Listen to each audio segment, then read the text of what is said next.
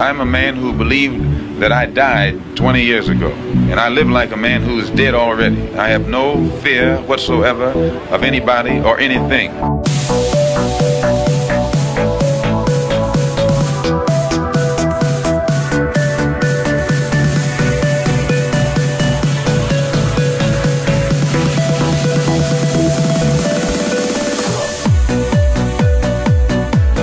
Gary Webb. I am an investigative journalist, and in 1996 I wrote a series of stories entitled Dark Alliance, which was about CIA involvement in drug trafficking.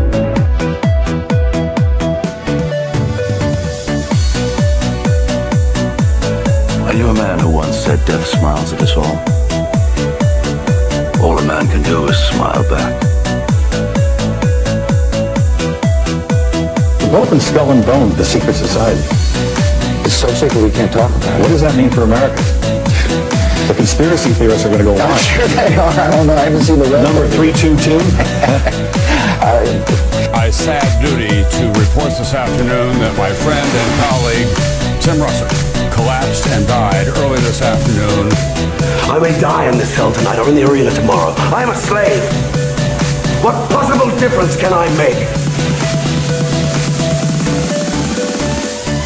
And no official of my administration, whether his rank is high or low, civilian or military, should interpret my words here tonight as an excuse to censor the news, to stifle dissent, to cover up our mistakes, or to withhold from the press and the public the facts they deserve to know.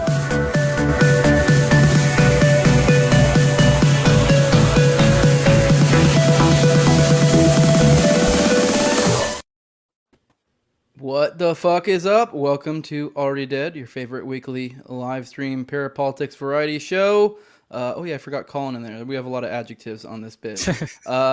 We have BX with you today. I do want to remind you guys the format, usually about the first 45 minutes to an hour. We kind of shoot the shit about the events of the week or whatever we're spurging on recently. And the second half, about the second 45 minutes to an hour, we'll do call-ins, interact with the chat. So that's where we'll take questions. If you're a patron of me or Austin, you can hop in as a talking head alongside us. But we had a pretty fucking crazy week, and we're going to conspiracize a little bit. So I do want to kind of throw that out as a caveat. Not that I ever really... Huh? Iran clearly did this, right? Yeah, for real. I do want to provide a caveat that all these facts are still like very, very, very, very early. This shit happened over the weekend. If you're living under a rock, the one of the major presidential candidates, Donald J. Trump, someone tried to shoot him. At least that's what we seem to believe, and that's what I believe at least. There are a lot of people who think it was staged, but yeah, here we are. It's a wild world we're living in. But yeah, the facts are still very early, so don't hold us to them too much. I wouldn't be the least bit surprised if like 30% of the things we talk about that were like, we've seen this source or that source, will maybe twist and change or be completely wrong in a week from now or later, because that's just the nature of this, early shit. So yeah, pleasure having you with us, BX. Thank you guys. Wild Happy world. to be back. I think when last time I was on, it was a different name, right? Was it? Well, Better it's Off still. Dead, or was it Tower? This is like our joint project, me and Austin. Whenever he gets his YouTube up, it'll go out to his as well. But right now, he drops it on all his platforms as audio.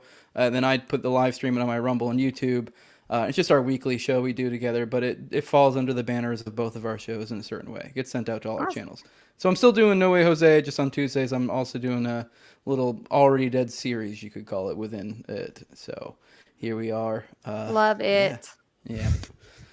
Oh, yeah. Jesus. See, here we go. Oh, fuck, you're going to make me call. Yeah, call in, bud. So thoughts. I'm still like, just process so much stuff, so much information coming at you like rapid fire. I'm at the point where I'm pretty sure the Secret Service is... I can't really write this off as being retarded. I don't know. BX, perhaps you. I mean, I guess we can dig right into it. Just kind of thoughts of the day when it comes to this. I don't know. I mean, yeah, this was just like, to me, obviously, like I've been investigating some really wild ass shit for the past couple of years, and everything always kind of just comes back to these kind of commonalities, right? Like. And I think that that moment, I mean, I was on the treadmill, right? I was like getting my pump on, obviously, and I almost fell off. Like it was, oh my God, like was yelling, like ran to my computer. I mean, and then I was kind of messaging people. And we were like just throwing shit around because we didn't know what was going on. And I was like, I mean, I feel like I was in shock. Like, that was crazy.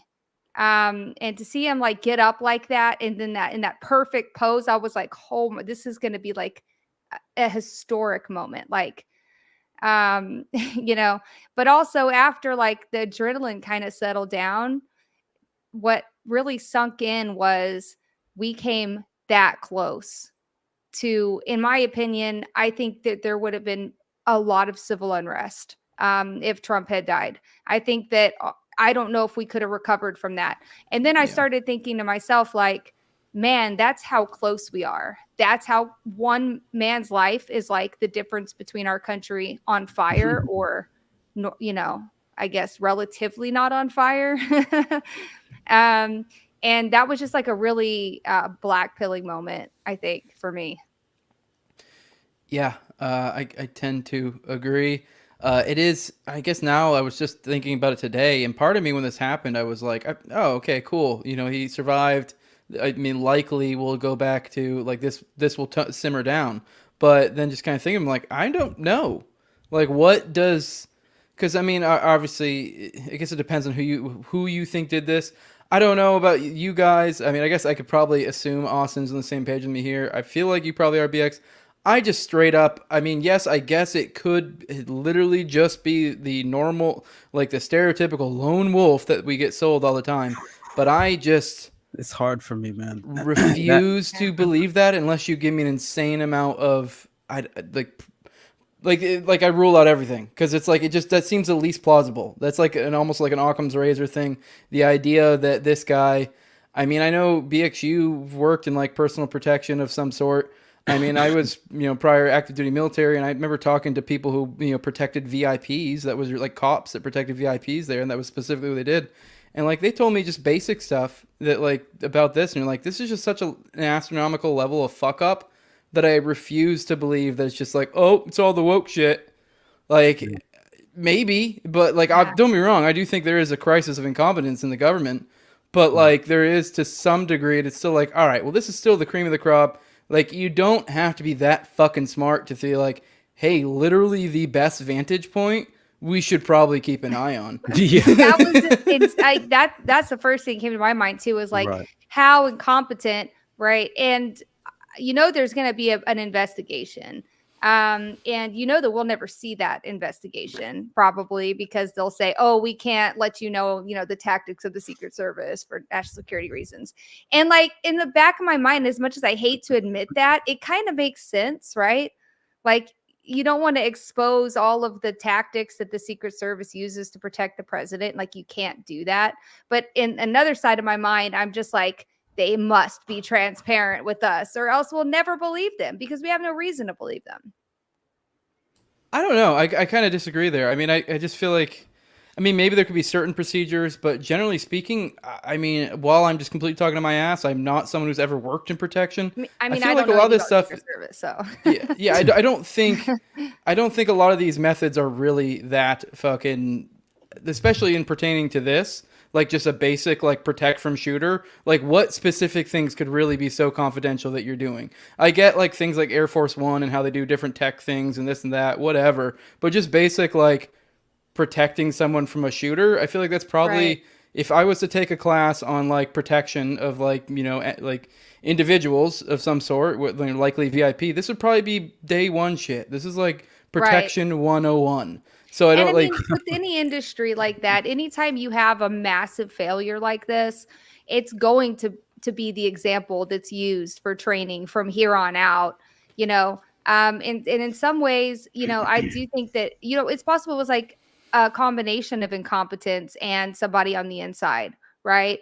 I've always kind of tried to steer away from the conspiracies that say like the entire Secret Service is in on it and it's like or the entire FBI is in on it, like that. It doesn't work like that. There's too many people. Like if there's anything going on, it's going to be layers and layers of obfuscation, right? And we'll probably, if that's the case, and there was some kind of inside conspiracy, we'll never know for sure. You know, I mean, look at the JFK assassination. All these years later, we still don't know for sure, right? Yeah, I mean, really, for an operation like this, I would feel like to be the Secret Service, and if you were just trying to let it happen, essentially, you'd probably really only need one or two key people that could enable that and really make sure that happens. Because, I mean, I'm assuming they're probably calling in to people, hey, this guy, all you need is like kind of one central person who's the go-between, you know, communications-wise, and voila, you got your op. Like, because, I mean, I don't know how true this is. Like I said, all the ground information. But I remember we were saying the guy, I believe the sniper on the roof, you know, not the one who shot at Trump, but the Secret Service guy. I think he was actually a cop, but working for Secret Service or something like that. But I remember seeing something about how he had him as his sites. I've seen a few different places. I forget. I've lost track of all the different sources, all the things I've read. But I mean, if that were true, he's probably needs to get clearance of some sort. So it's like, hey, what are we doing? Allegedly, that guy who's. I do remember seeing a Reddit post, but I remember there being something else a little bit more sensitive. But the Reddit post is definitely not. But the point being is to provide that as an example to illustrate how all you would need is one person be like, oh no, we need to wait for the go ahead. Comms are out, or right. Yeah, he said he allegedly claimed that it was protocol to wait for clearance to shoot. Right. And so that is allegedly what he has personally come out and claimed, as far as I know. But it's giving me Ruby Ridge vibes over here. Right. Who made that call or didn't make that call, right? Yeah, it's very John Horiuchi. I think there are so many factors involved that kind of set the stage to allow this to happen. That is where I'm definitely questioning the narrative as far as it could very, very well have been a lie hop, a let it happen on purpose scenario, or right. It's like I just think that it's important to consider at the very least, because I don't know, at this level of politics, so more often than not, to me, it seems like there's a hidden hand of intelligence, typically always, especially with events that the consequences are to such an extreme level. Deep events, it's just like it's hard for me to believe that legitimately the building that Thomas Cook climbed on. Adam, could you bring up in the chat? There's the one that's like what CNN's currently claiming. I don't know who their source is, but it's kind of like this point of how ridiculous the narrative has kind of got you. But go on. Well, I know that ABC News they claimed that Thomas Cook's climbed on top and fired from the staging area for the police tactical team, and that alone gave me pause. At the very least, it's strange as hell that would ever be. As far as like allowed to happen. Taking a smoke break. The guys that were there. You hear Trump supporters who are like, "There's a guy up there." You know what I mean? Like that was crazy. It's just so amazing. For like 3 minutes. Yeah. And they're like, I kind of see something. Is it right there? No, that's a tree branch. It's to the left a little bit. I can't. It's like right there behind that tree branch, right there. They're just like, right. And the narrative is they assigned. Basically, Jill Biden got the B squad, and then it was Trump who got the C squad Secret Service. Is that allegedly the case? Because that's what I've been hearing as far as the narrative. Oh, do you have the chat open right now? Is that what you're doing? You're boomering it up right now. Exposed. Oh my god! But that whole narrative of the shooter carrying this 12-inch ladder. Yeah, from Home Depot, walking a mile with an AR-15 and 50 rounds. Like, what else? Like, I had just this crazy moment because you guys know that I've done the Highland Park mass shooter was like my whale, right? That's the one that like I know in and out, and that kid's not gone to trial yet. I still know things that I haven't said publicly because I mean it's too much, right? Like with what they're trying to do right now, railroading him into taking a plea deal. And I mean, like, whew, all right, shit's spicy, right? Well, it was the exact same thing for him. They had said that he carried a ladder somehow, 3 miles from his house, carried a ladder, 2 AR-15s and all of that ammo in a backpack, got on the roof, and then fired all of the shots, and then he got off, then changed into woman's clothes, ditched the rifle, and walked away. And the time span at which the CCTV camera showed him walking was 30 seconds, like 30 seconds. Like there was no possible way. And so now I'm thinking back to that, and I'm just like, whoa, man. Like, we've got a ladder, we got the rifles, nobody saw him. Oh, there we go. Here it is. I was just about to bring it up on my phone. Said, shooter carried 12-foot ladder, AR-15, 50 rounds. Which 50 rounds isn't much, to be fair. That doesn't really mean anything. It sounds like the liberal mind. You're like, oh my God, 50 rounds. You're like, yeah, you could probably put that in a cargo shorts pocket. But then walked a mile to Trump's rally. So, I mean, don't get me wrong. I think they hit a backpack. So I guess theoretically, like, that's going to be. It could have been hidden. Well, I mean, not unless AR's no. It's so weird to have a ladder. AR's not going to fit in a backpack. Yeah, well, you break it in half. That's not a joke. Right. You like it separates, like you push a pin in it, separate. Because that's how, like, because I remember. Is this one with a breakdown pin? I don't think all of them do. All of them do. Yeah. They separate the upper from the lower. The lower is the registered serialized part of the firearm. Hey, great. I don't think mine has a takedown, but I have a different. Whatever. All right. Anyways, but yeah. So there it is. I guess you could put in a backpack. But either way, the ladder, that's what really sells it. A fucking 12-foot ladder to carry them up. I'm like somebody was like posting, well, they do make, these ladders now that are aluminum. And I'm like, but I saw the picture of the ladder and it looked like the one I have in my garage. And that motherfucker weighs like 70 pounds. Like, right. Walking a mile with that thing. Did you see? Hey, I posted a picture in Signal Chat that kind of embodies this insane concept here, where it's talking about how to sneak onto a building full of police snipers. Method 1, using a ladder. Do you see that one? Yeah. So that's crazy. They're gonna have to do better than this, Yeah. Right.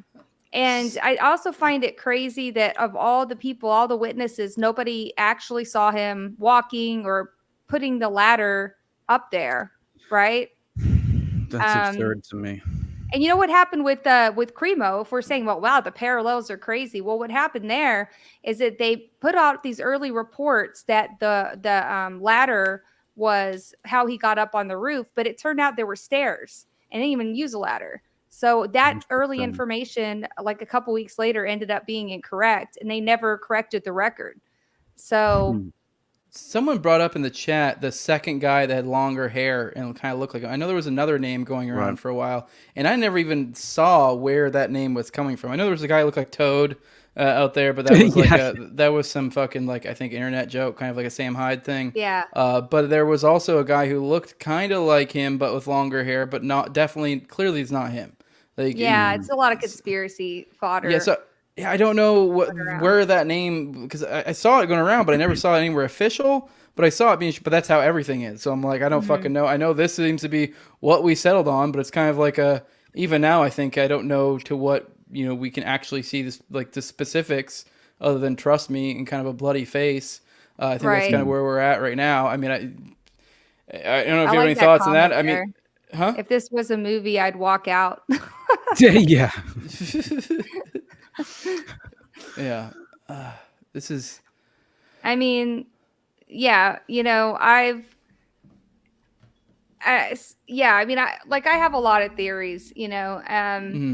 Obviously, people are gonna blame deranged anti-Trump person for this right away, and when they come out and say, "Oh, we're still trying to find the motive," a lot of people were really mad. Like, obviously, the motive is they wanted to kill Trump. Right. But I think that the FBI is considering the fact that this could have been something more like an intelligence operation, or it could have been something that was driven by accelerationists who knew that by killing Trump, you would literally throw the country upside down into complete civil unrest. And that was, like, honestly, the closest we've come to the accelerationists winning with their collapse. Dreams coming true. And how long have they been doing the mass shootings? That don't really accomplish anything, do they? They're starting to realize that mass shootings aren't going to do it. And I've been warning for a long time that mass shootings have been slowing down. I don't know if you guys noticed that. but mass shootings have been slowing down. And I'm thinking to myself, what they're probably realizing that they're not really working to collapse society like they wanted. And what are they planning? You know? Yeah, I wouldn't be. I'd be lying if I didn't say that one of the first things across my mind was the Accelerationist or whatever. I know you've been following 764 and those guys for a while, and I believe maybe I'm recalling correctly, but I believe I saw somewhere you're saying that their tactics have kind of changed a little bit since they've kind of gone busted for their kitty stuff they were doing. If a 764 member pulled that off, I would be floored. Well, yeah, I more but mean, yeah. I guess that network of accelerationists, essentially, generally, I know a lot of them, whether it be 09A or whoever, it seems like there's been I don't know, maybe there's more of a push to kind of infiltrate. Huh? Yeah, it could have been one of them. Yeah. The 764 stuff, they were the ones who were swatting Lucas Gage. Yep. So I had gotten an early tip off to that, but I had a bunch of shit come up and I didn't really look into it until somebody else sent me a tip, and it was somebody I knew. And I was like, oh, whoa, you're right. Like, oh yeah, they did that. So yeah, they are doing some more high profile kind of stuff to ruffle people's feathers. But 764, they're mostly just pranksters and like stupid, misguided kids. And I think a lot of them are teenagers with a few adults in the room who definitely need to go to jail for life. But at what point do we start to think of these teenagers as victims themselves when they're like 13, 14 years old, But then you've got these other people who are in their early 20s and they're getting sucked into like these Telegram channels that are, they might have started in this calm community with 764 and these other kind of cyber criminal kids, and then become increasingly more extreme, where they could have been isolated and groomed by one of the big boys, and they're there. It's like if you're looking into an aquarium and you're seeing a bunch of little feeder fish and guppies floating around, and then the sharks just come through every now and then. That's the atmosphere in those Telegram channels. And we've identified some of these people who we believe are, grooming kids to commit domestic terror attacks. So it's very real. I feel like 2 years ago when you said this, people would call you crazy. But now most people are kind of coming around to this. And I think the FBI and law enforcement agencies are coming around to it too, because I've heard a lot more mentions of accelerationism in the law enforcement and counterterrorism spaces. So they're starting to pick up on it. Yeah, finally. I know my opinions a little bit. The call might be coming from inside the house on both sides of that. I mean, I do think that it's not as we've said before, whenever we say some entity's doing something, we don't mean the entire entity. So when I say like the Secret Service for this, I don't mean all of them. So I wouldn't be surprised if there are feds that maybe they aren't explicitly, trying to push people to violence, but they're nudging them that way to do stings or some justification or, justify more funding. And on the other end, whether with these 09A things, I wouldn't be surprised if you dig down the layers, and we kind of have. There is sort of, you may find a little bit of influence there too. It's kind of a vicious circle. But within all these entities, there are going to be organic individuals. Even within like the feds, there's going to be people who, are the beat guys, think they're doing the right thing, don't realize the ways they're being manipulated. So and I've seen a lot of this side too, since I've been in here hanging out for so long. And thanks to Ken's research, which has just been phenomenal. That's the reason that we can't ever fully exclude the feds, is because there's so much evidence of them doing stuff like this. Not only like agents, but informants. And, I have kind of a more nuanced take about that. But, the informant program has been effed up for a while, and there's been a need for reform for a while, because it's very compartmentalized and like it's very secretive, right? So like the identity of confidential informant, it's not just like known widely by everybody. It's known by the people who need to know, like their handlers and stuff. And their handlers are agents who are looking for a big bus so that they can take it to their boss and get a promotion. And so there's an incentive to get more and more bigger and bigger information.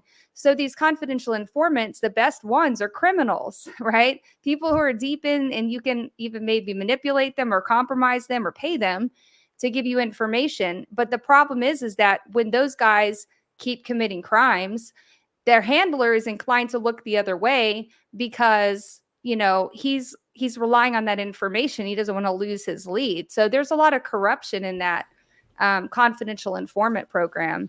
But at the same time, I think it's kind of a psyop to say that it's all feds.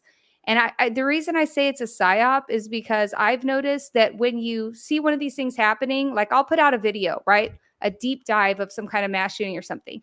And I'll get all these comments that are like, it's just the feds. So who cares? I'm not even gonna watch your dumb video because it's the feds.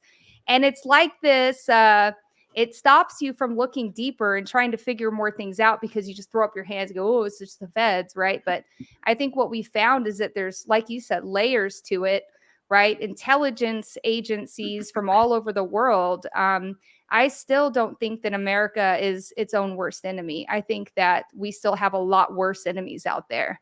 And I think that they're employing all the same tactics. Oh, you mean like foreign entities or like kind of more domestic? Yeah, we got ISIS, you got China, you got North Korea. All these guys are out there.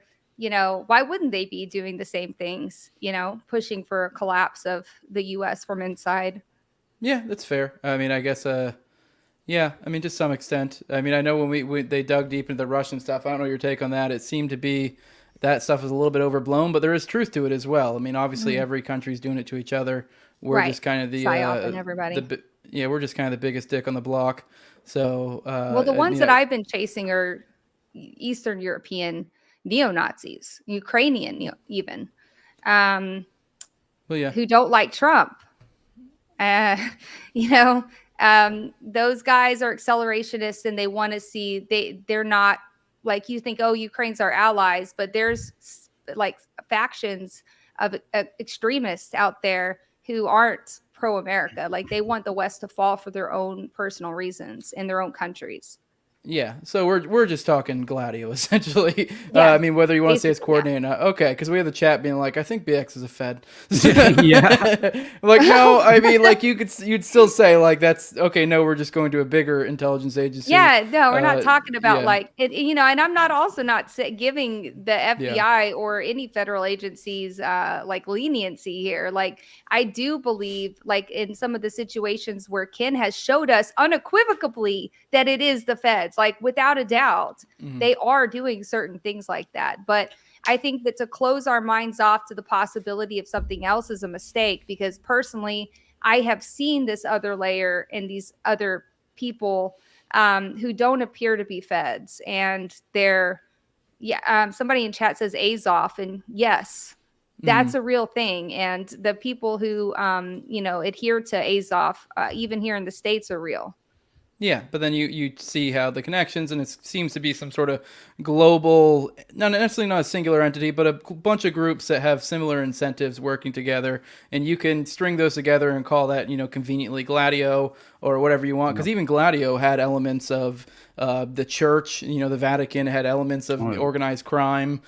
So these, these entities work hand in hand a lot of times, and you never know.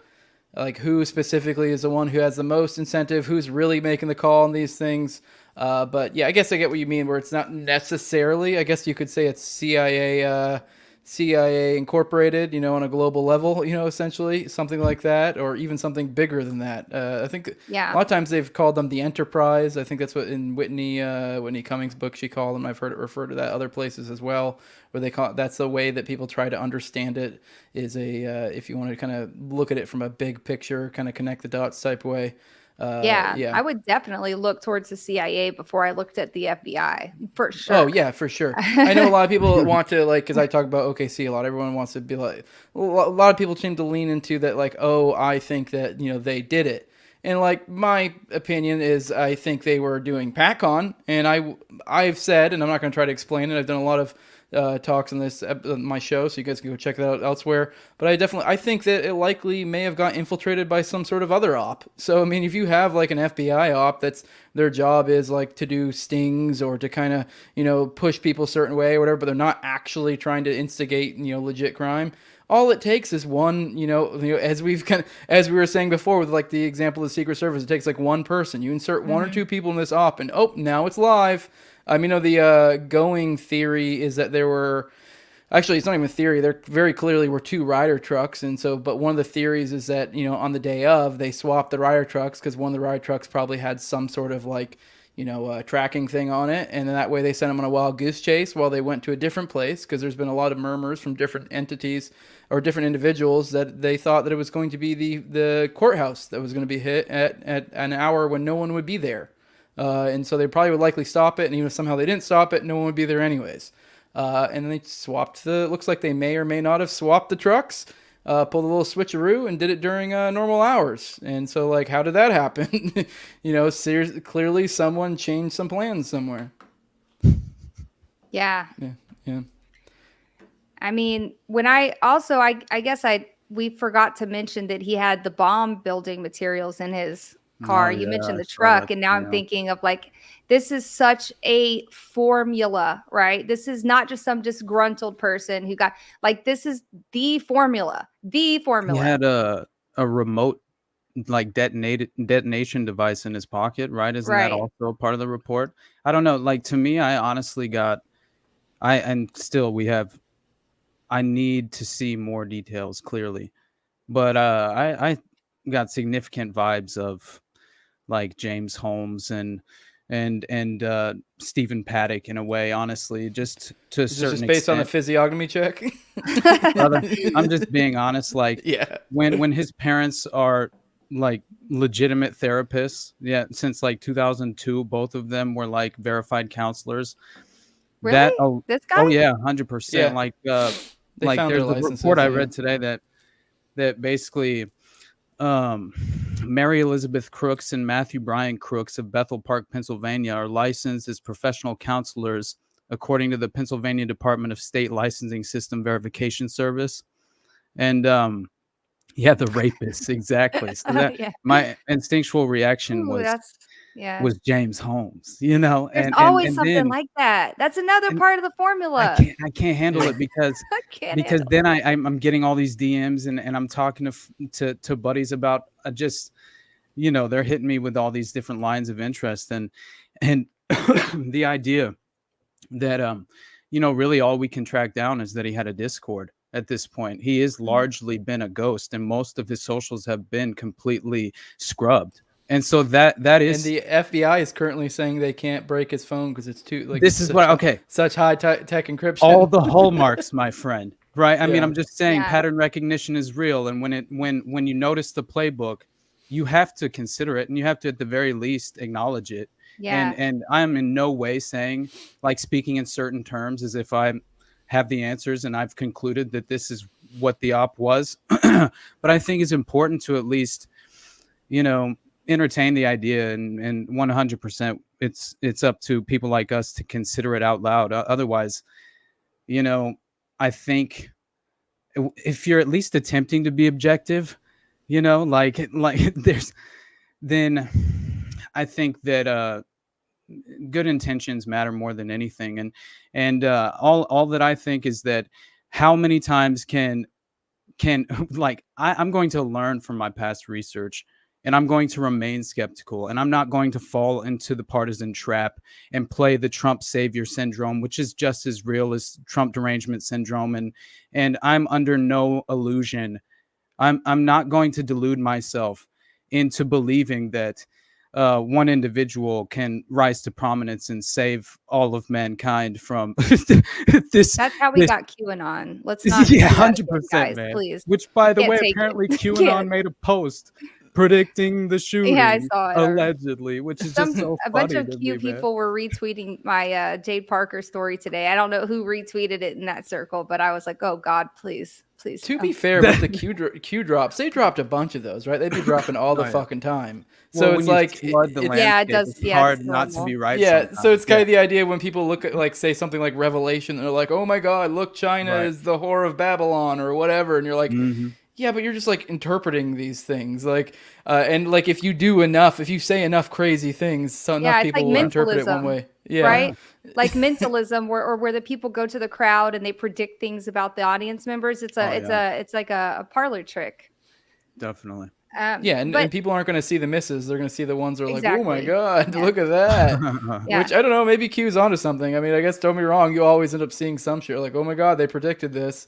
Dude, But you people know say it. the same things with, like, Alex Jones. Like, he was right about so many things. And he was, but there's also said a lot of shit that he was things. off. By the He way, said a lot of things. is the cognitive dissonance not just at a heightened state? Like, honestly, as far as in regard to the public reaction to this, because seeing the very same people who defended Alex Jones, calling for the Alex Jones treatment for individuals who are, yeah, okay, maybe you view it as an outlandish conspiracy theory, but they're questioning the reality of the event. And to me, it's like, good for them.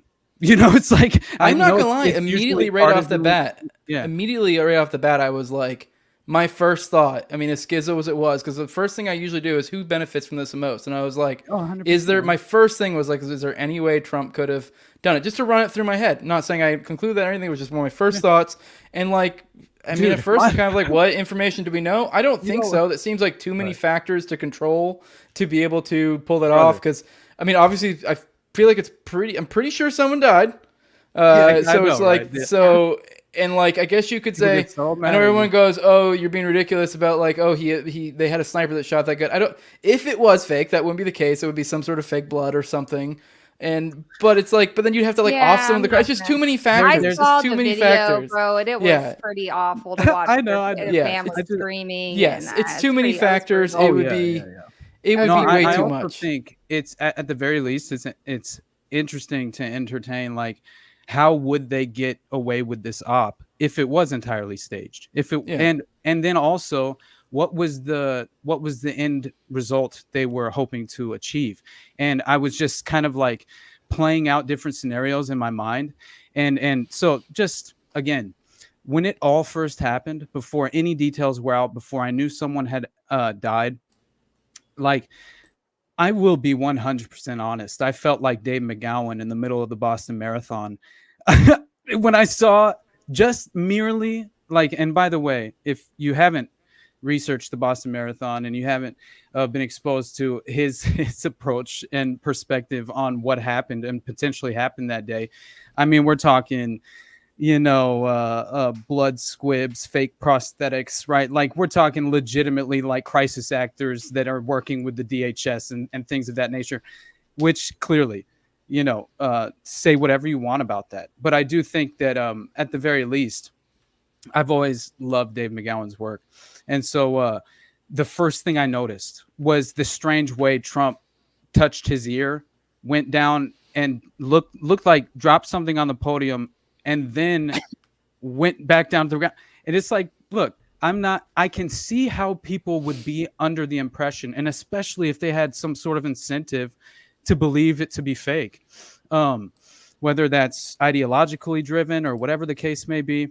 I fully understand why people would question the reality of that. That's my only consideration and point, and I think it's important to make that point, because I just saw this knee-jerk reaction of over-emotional reaction and anger, and again, the cognitive dissonance, right? You're calling for people to be sued by the victims' families because they have the audacity to not buy the official narrative at face value, and maybe you think their line of questioning is preposterous and ignorant, but it's still. Like, we can't be shaming each other and condemning each other for having a difference in opinion and questioning an event like this. That's especially when it's important. Theoretically possible. I mean, I don't think it's plausible, but it's theoretically possible to pull off. Yeah. But I don't think it's plausible No, at me all. neither. I mean, I will say initially when it was just the all you saw was the shot, I was like suspicious, and then more stuff came out, and I was like, no way. There's no way. It'd be too many things. I mean, but whatever. Me Who too. fucking knows? I was in shock though at first, and I was like, "It's an op! It's an op! How's this a psyop?" I like like it's so funny. You can look at my signal chats where I was messaging my friend. I was like, "It's got to be fake. This is fake, right?" And he's just like, "You need to calm down." I was like, "Bro," I was like in shock. Now I'm looking and I'm like, "Yeah, there's no way that shit was real." Like it looked real. So I was like, "Yeah, that's crazy." I was, just like through my kind of thought experiments though. I was just trying, just based on my exposure to previous events like this, like previous assassinations or mass shootings or whatever the case is.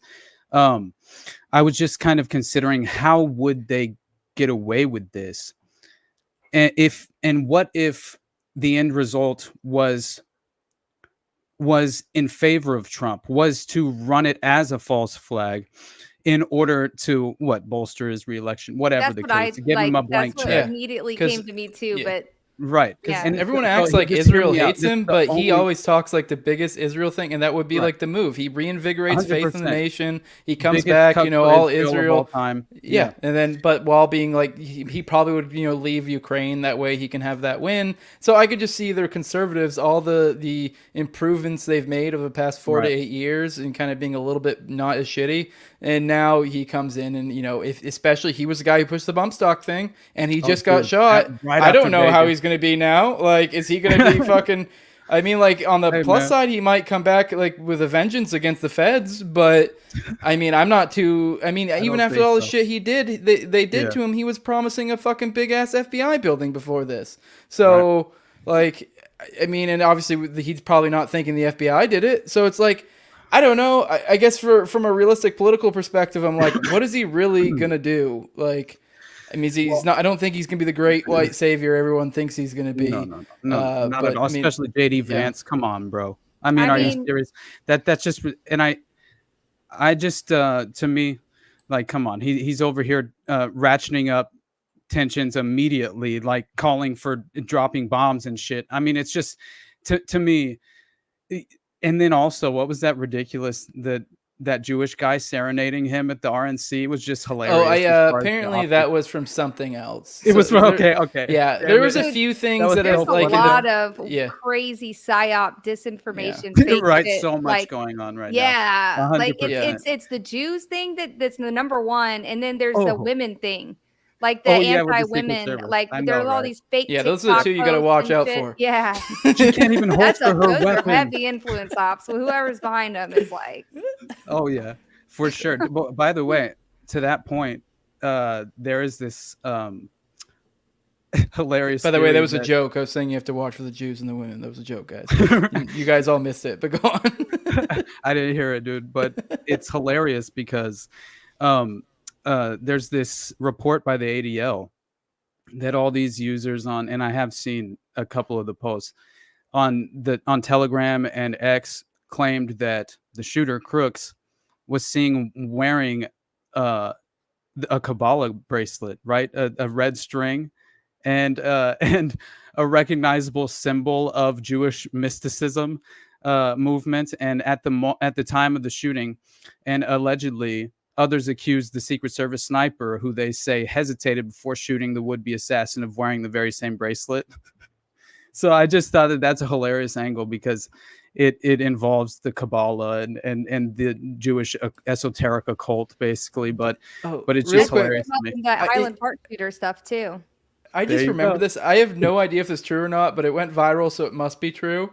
But they're saying apparently, don't get me wrong, if this ends up being true, this will throw me for a loop. But apparently that like photo of him with his fist up, that's like really like obviously it's like kind of that's his re-election right there. Like that's fucking political gold. Apparently, that's the same guy who the guy who took the picture is the same one who took the picture of I saw Bush, Raven post that Bush at the at 9/11. You know the 9/11 one where Bush is getting told at the elementary school where he's reading to little kids. Apparently, it's the same photographer. I'm like, dude, what the fuck? If you had told me that like right at the beginning, all right. Well, let's be rational. You know what I thought though? Presidential photographer. That's true. But you know what I thought is, and instinctually, I went to the Boston Marathon bombing because guess what? the guy who got the infamous wheelchair parade of Carlos Arredondo and I forget the guy's name, but the victim, but when he's being ran down when allegedly his legs were blown off and he's being ran down to the EMT tent and everything. I just found it interesting that the guy who caught the most iconic shots from the Boston Marathon bombing, right where everything happened, was the same guy who would just so happen to catch the iconic shot of the first plane hitting the tower, right, and was right underneath the tower when the shot happened in 9/11. So it was the same exact situation, the same guy. And by the way, he knew Carlos Arredondo for years before this, and then acted as if he didn't know him. Who was the I forget, he's like a Puerto Rican guy or something wearing a cowboy hat, who got super, famous from the event when it happened. But anyway, another. I think Netanyahu just has a few guys he goes to. And he goes, "Hey, just show up to this event. Just trust me." Right. Yeah. CIA taps him on the shoulder. But like how we were talking about like the bomb, right? So that's something too that I feel like comes up a lot in these kind of and I feel like a lot of people don't hear about it as much. But when I've been looking into mass shootings for a long time, and they always have explosives. There's the explosives in the car or in the house in the case of Highland Park shooter. That's so it's really serious. That's a big indicator that they weren't just like that, we feel like that's a way more likely sign that they were groomed online. And I got a lot of pushback about this earlier. People are like, well, he could have just looked it up on the internet. And yeah, sure. Okay. But the thing is that we've been watching these kind of Telegram channels, and that goes back to his like, okay, he had a Discord. They said that they removed the account and didn't have anything recent on it. And people are acting shocked that he doesn't have social media. But one thing I've learned, speaking of going back to like relying on our research, right, to make conclusions. But one thing I've learned since delving into the 764 world, man, kids are good at anonymity online now. They're really good at it. And it's actually pretty hard because, like, I don't know if Austin like knows kind of the story, but I was being threatened by, I still am being threatened by some of these guys, but I was being threatened by them and I had to make a police report and stuff. And that's where I started to learn just how hard it is for them to, number one, get a warrant. In this case, obviously that's not an issue, right? Number two, for them to actually like what they do is they ping the social media platforms that their account was on, and they get all of their data, and they use that data to get their phone numbers, their emails, addresses sometimes, and names and stuff like that they use to make those accounts. And then they use that stuff to basically just, keep unraveling and finding more of their online footprint. And we can do that to a limited extent too via just OSINT work, but the feds and the police can actually get it from the platforms themselves. But if they're using a burner phone to, get on Telegram, and there's no trace of that burner phone, maybe he burned it or he threw it out the window, gone. You're never going to find that. Really, they use, VPNs now and Tor, and they're really, really good at keeping their footprint offline. So it's not surprising to me at all they didn't have an online footprint. That just tells me that maybe possibly he was in some more nefarious channels, because the more nefarious it gets, the more likely you are to see people going to those measures to hide their footprints. Yeah, the current story, at least from my understanding, this is all very new, is that, he didn't have a social media footprint, but he did have a Discord. But supposedly they shut down his account, and then but they sent the information over to that was in there over to law enforcement, and there was nothing. Supposedly, is the current official narrative. That's believe. Not surprising, Yeah, I think I saw you or commenting on that or something. Because we were talking about people will seize on anything to be like, see, it's a conspiracy, and you're like, but there is actually a really good explanation, and explanation is that whatever device they're on right now, whatever email they had that they linked to his Discord is not the one he was using. He probably had a Telegram account. And speaking of Telegram accounts, there was a couple months ago, I started to speak out about these people. You remember the Virginia Kekawa stuff? Yes. Yep. Okay, so you know how that guy was sharing IED manuals, right? Well, we had seen a lot of people, or certain people who were affiliated with Order of Nine Angles, also sharing IED manuals with disturbed kids in these chat rooms. And the chat rooms that they're sharing them in, well, they're, a lot of them are the pro-Ukrainian Azov connected neo-Nazi stuff. Yes, neo-Nazis are real. I know everybody hates that word, but like they do actually exist. They're just super rare and fringe, and it's not a common place, right? Especially in America. But there's also a lot of people who are more on the, I guess, anarchist side. A lot of them are just very anarchist. I want to see everything burn. And those are another type of, accelerationists. And there's these Antifa kids who are real violent, and all of these people, by the way, I would put on the far left. I wouldn't call them far right. I would call them far left, because these guys are just, you talk about horseshoe theory, kind of coming real close to each other. But I would call them far left.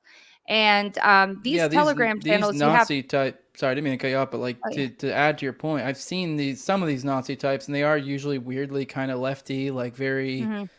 I don't know, respect your pronouns, that kind of shit. Right. Like well, think about it. Nowadays, a 20-year-old, is he more likely to be far left or far right? Yeah. So well, the I don't know. Actually, that's up for the mayor. Yeah. I've heard people say the right's super big now, but the vulnerable, I think it's gonna be literally I think they're a little older. disaffected lefties. I don't know. Yeah. Just what I've seen. Maybe it's just because I've been in these little channels where there's just tons of these, like you said, disaffected lefties. Yeah. It doesn't really matter because, as Jade Parker has said, accelerationism is ideologically agnostic. So it doesn't really matter to them. Like right and left is just a puppet show. And whatever they can exploit, they will. It doesn't matter if it's on the right or the left. But I do think that it's incorrect. Just like I would say it was incorrect to blame the Republicans for mass shootings that were attributed to like these white supremacy accelerationists. It's also wrong to blame the Democrats for these fringe far left, And one thing that's driving me crazy with all of this is just the hypocrisy. Just the hypocrisy has just been something that's above and beyond with, the right going out of their way to cancel people online and, blame the Democrats for these far left extremists. And they're basically doing all the same things that they complain about. You don't believe the online safety bill was for our children to protect us? No. I know, right? I think it's obvious that was a foot in the door. Yeah. Because there's other in the direction to the totalitarian technocratic state, right? I mean, basically. Yeah. Yeah. Okay. No, I talked about this. I talked about this with Shane Cashman not too long ago because I've done a lot of child advocacy. That's what I'm doing. The 764. I mean, there's child victims there. But big tech could take all kinds of easy steps to quell the child exploitation on their platforms and don't. And then government comes in and seizes on the fact that those companies won't do anything to push out these online safety bills where they're basically trying to get ID verification and like you said, this technocratic systems. And Elon Musk has already come out and said, we're all on board for the online safety bill. PayPal mafia. At the same time that he's shilling for the online safety bill, he's not doing anything to actually stop child exploitation on his own platform, which is causing the need for it in the first place. All right, guys, we're going to swap over to the call-in portion / interact with the live chat. I do want to let you guys know that today's episode is brought to you by NWJ Shave Co. If you're tired of that razor burn, irritation, and grown hairs, you need to get this the NWJ Shave Co. Big Shave has been psyoping the American people for decades with their expensive multi-blade razor scam. Go back to traditional stuff. You don't need that expensive nonsense. It's high quality. You can shave like your granddad used to. It's a twist open handle with traditional safety razors make the changing blades simple and safe. Whether you're shaving your entire face or just edging up your beard, our single blades provide a barber-grade shave for a fraction of the price. You guys see my face. I don't have the horrible beard I usually have. Sometimes I use this recently. Yeah, this is really economical. I actually really do dig this thing. You get 100 in stainless steel razor blades in your standard issue. It's supposed to last you for the year. I mean, I could definitely squeeze that out a lot longer. That's ridiculous. That's $75. Or if you're someone who shaves on the regulars, you can go to the Quarter Shave Club and pay only 25 cents per replacement blade. He sent me their shave soap here soon. I'll let you guys know how that is when it comes in. But I'm sure it's good stuff. But NWJShaveCo.com for all your grooming needs. Use Jose at checkout for your entire order. Don't forget, these guys support me. So if you want to support me and you want to get something in the process, there you go. Also, this guy, his company was born out of refusing the COVID mandates while he's in the military. So give him some ups for that. Go over there and check it out at NWJShaveCo.com. All right, let's get into the calls and such. Here's the number, 941-281-5857 if you do want to call in. Keep in mind, I still haven't figured out how you guys can talk. Like, they can hear you, but you can't hear them. So keep in mind, it's basically going to be me and you talking. Ask the question, and we'll send you on your way. Unless you're a patron, you can hop in the StreamYard with us. But until then, we'll just hop into the chat, start seeing what they have to say in there. Are they still calling me a Fed? Probably. I think we got past that. I don't know. Yeah. Someone already brought up the psychological doctors. Yep. Yeah, I did see in the chat earlier, someone brought up about the I don't know why. They said that there's telescopic ladders that would fit in a bag, and I'm like, but I don't feel like a 12-foot one. 12 feet, yeah, man. Yeah, I don't know. Yeah, like I've never. crazy, It's like a cartoon where you're like, Yeah. Yeah. You would have to. It would be such thin metal it would break under your weight. Like I don't understand how you could. I've worked on a lot of ladders in my life, and I don't think I've ever seen. And they've seen collapsible ones, but never like that. So I don't know. Maybe they do make something like that. I've never seen it. Did you? But yeah. Have you guys seen any more details on all the different, like just plausible ideas as far as all the different reports of multiple shooters? Yeah, I've seen a couple of those. I don't know. I don't know what to make Individuals of them falsely at this point. identifying like teams of snipers as as additional shooters, or because my only thought as far as in regard to that theory of multiple shooters is that it does at the very least lend a little more credibility to the operational playbook as far as like there could, and again, as well as the debate over like the trajectory of the bullets, which I found to be interesting. And I'm no weapons expert. BX, you probably know better than I do as far as certain aspects of this, but all my only consideration was that, and again, I haven't really dug into any of the details in regard to the trajectory debate, which I have heard certain people make comments on, but my only consideration is that, okay, if the kid were a patsy, let's say, then one part of the strategy, which just as far as, again, what I've seen more than once, including the JFK assassination, which is you have tactical teams stationed in different locations, and basically you have multiple shots occurring at the same time, right? And so it's like one could very easily serve as, even if they were, let's say, firing blanks like Sirhan in the pantry at the Ambassador to provide a distraction, while the other is, let's say, covertly hidden at a certain location firing the shots, right? So all I'm saying, these are just kind of working ideas, conspiracy theories clearly, but it's just, you could at the very least play a thought experiment where this is a plausible narrative. That's my only, All right, guys, we have a caller. We can come back to that in a second. I don't want to keep him waiting too much longer. Hello, caller. You're on with Already Dead with Jose and Austin and our guest BX. What's up, man? What's going on, everybody? No, I'm just calling in again. You already know, or Austin already know. Yeah, hopefully he knows. It's the Raid Child. Just the Raid Child. Kind of quick little piece, just kind of on how I've been so just taken back and turned around and flipped over a barrel about everything recently, as far as when everyone says it's staged, and I'm kind of like, I'm not opposed to the idea, but, and I'm sure you know the same feeling when you've gone this long into this kind of, tunnel, and you point out certain, almost every important political or event just in general that has changed the trajectory of America, and you see how things are staged, and it's so like where you're like, oh, you could be like, it's staged, and people are like, well, somebody died.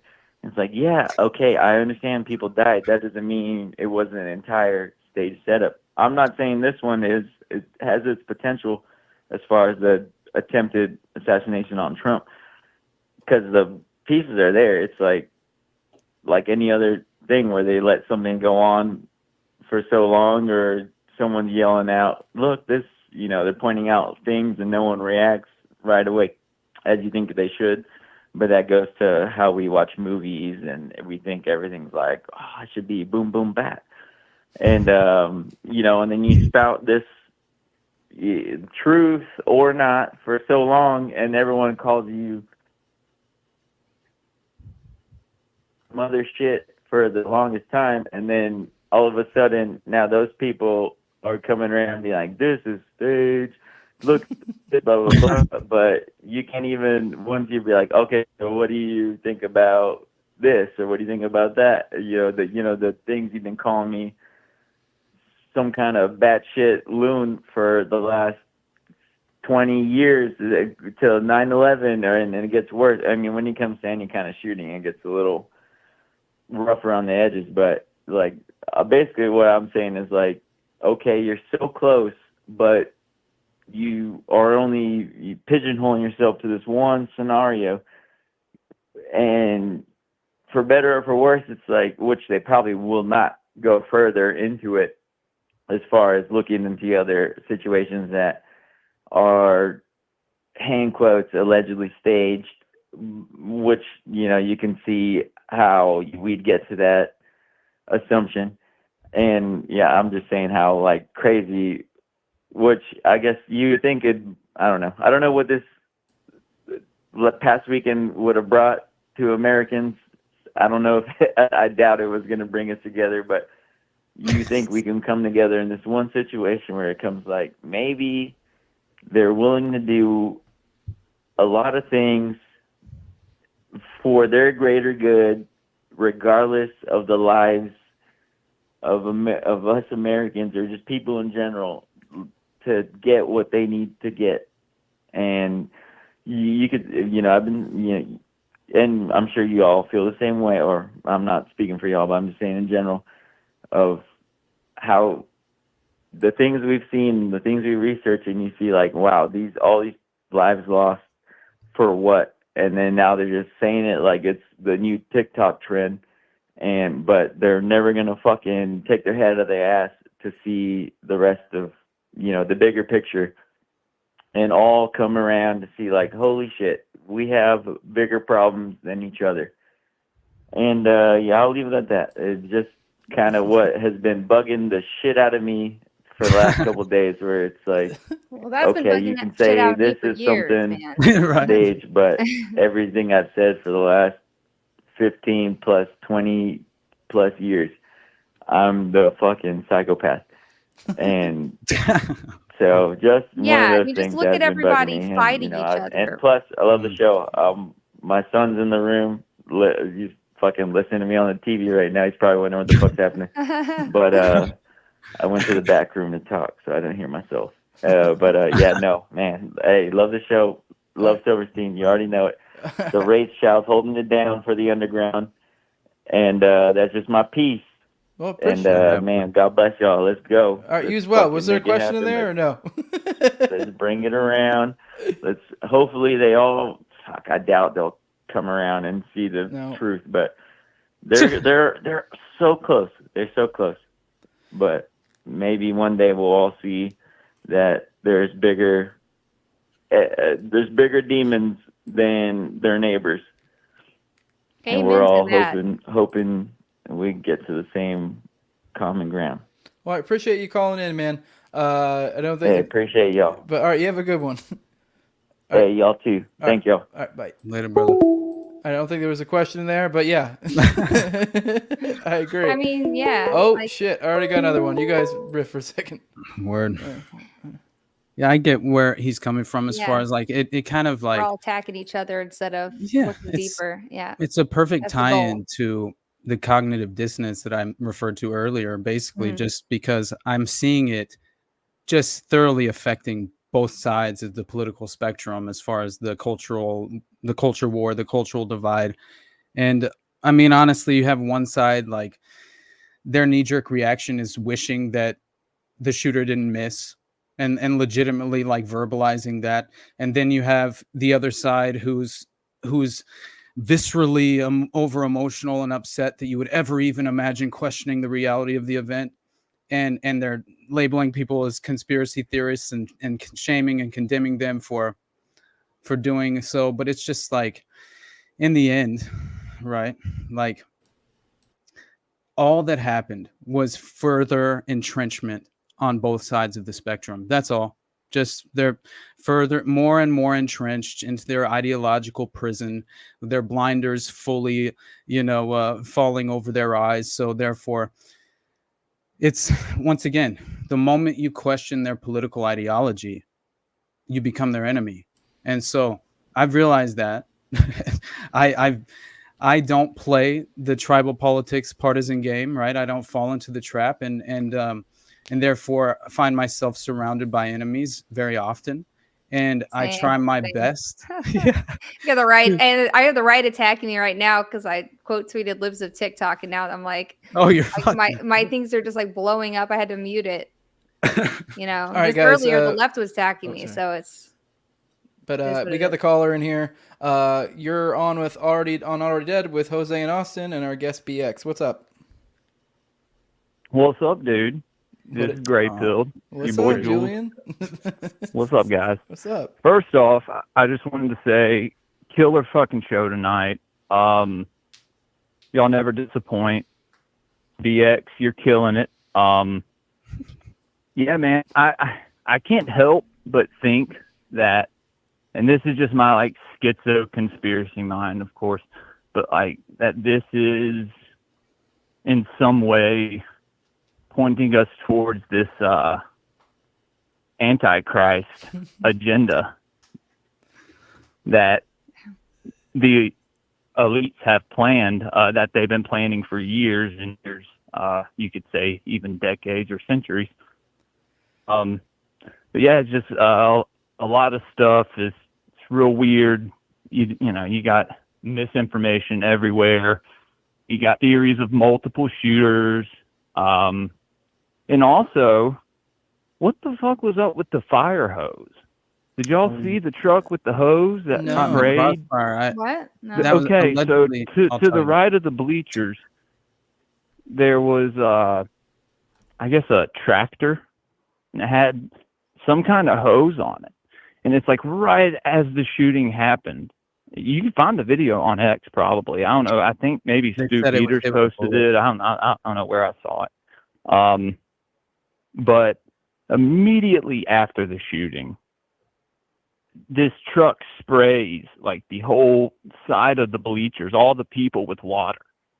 It's like, what the fuck? Like, was there somebody over there that they didn't want to see? That was a hydraulic hose that got hit with a bullet, I think. Like, that looks exactly what it looked like. It got hit with a bullet. Yep, it was a hydraulic hose. So it got hit, and then you can see it was a crane or something like that, and you can see it when it get hit start to go down. So it obviously lost hydraulic pressure, what was holding it in place. So, I guess, is that, I'm assuming that's, I don't know if you have some other angle of like what was up with that? Like you thought there was intentionality in the spraying?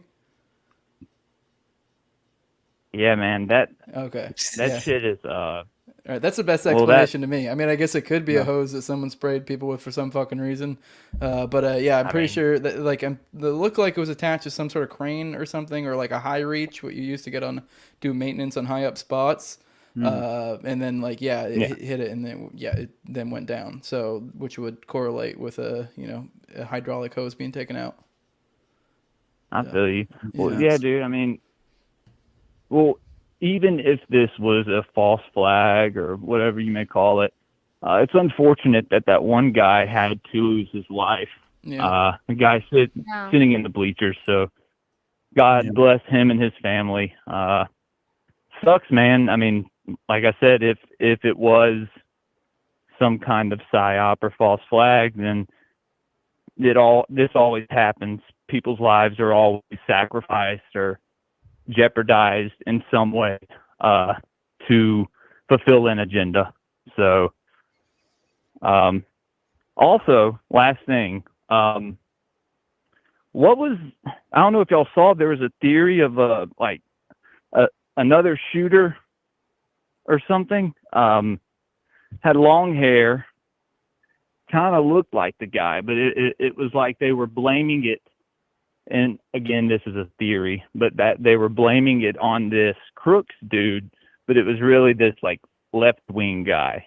I think that the original. Did y'all see anything about that? Yeah, that guy was like. PX is answering it now. I think that his name was also Matthew Crooks, and he got confused with the shooter. I can't hear you. What was that? Oh, you can't hear her. Sorry. Yeah. Well, that's why I told him he's been watching the show, so I assumed he knew. But yeah, she's talking right now. You can't hear. I gotta figure it out. I think there's a way I can get some sort of fucking newfangled thing at some point. I'll probably maybe give it to Adam, our producer, so he can use it. But yeah, no, it's just me and you talking. They can hear you. But they can't talk to you. But yeah, she was addressing it, which I guess once you get off, we can talk about that. I also do want to talk about the Antichrist angle, because as silly as that sounds, I do think it's like a fun thing interesting thing to talk about, and I think there is an angle to that. You don't even have to be that schizo to be like, what the fuck? Like, I mean, whether you're saying I think.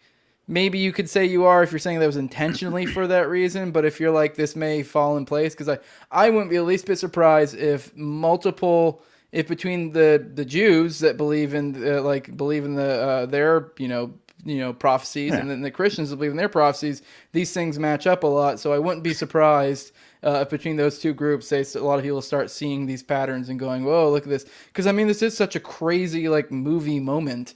And it is like, if you were looking for your Messiah figure, it's like, I can see a lot of people get wrapped up in that. But yeah, no, I don't know if there's anything else you got to say, Julian, before we move on and kind of talk about those 2 points you brought up.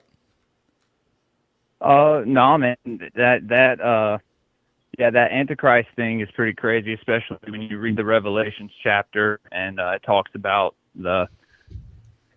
he'll have a wound to his head, and people will follow him more, basically. Then the guy has a golden, whatever it is, Ark of the Covenant inside of his Mar-a-Lago place, and then printed his own Bible. It's just very uncanny stuff. It's just weird shit, man. Weird shit in this fucking world stage that we live on. I mean, the Bible is his favorite book, second to only Are the Deal.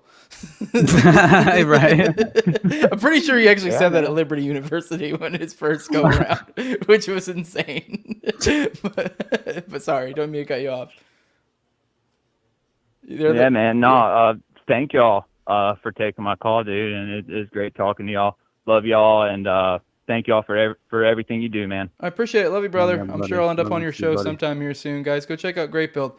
I'll see you, bud. Soon, as soon as possible, dude. Yeah, all right. We'll see you. Bye. All right. Cool. Yeah, no, I guess I'll let you finish up your thought, BX, on the... I thought we were kind of talking about it earlier. That's what I was getting at earlier in the show. It was like, yeah, that's what I'm saying. There was two different pictures, and it was clearly not the same guy. There were three. So the first one was a guy whose name Matthew Crooks, who got confused for the shooter, and he leaned into it Sam Hyde style. And started trolling people, which can you blame him? I mean, how often in your life are you going to be confused for a presidential assassin? You got to make the best of it, right? And then the other guy started his picture started going around 4chan, which is the most reliable source of conspiracies, as you know.